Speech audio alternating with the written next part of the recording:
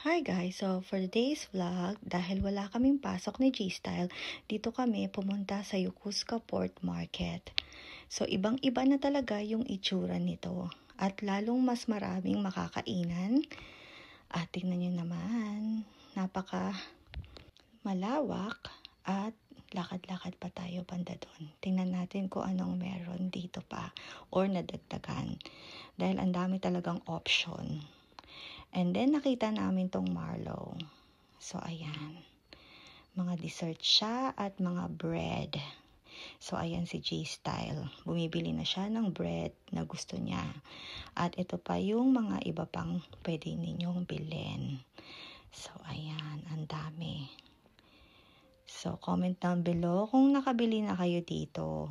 At ano yung mga binili nyo. At bumili din si G-Style ng drinks dito.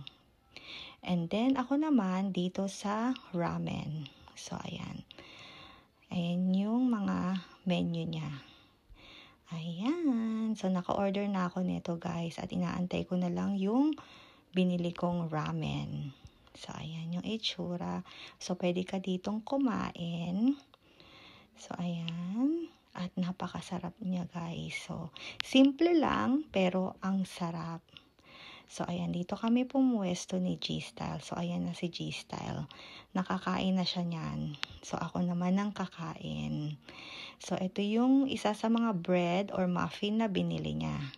So, ayan. Nag-start na akong kumain. So, medyo mainit-init. So, dahan-dahan. Alright, guys. Thank you guys for watching. Bye!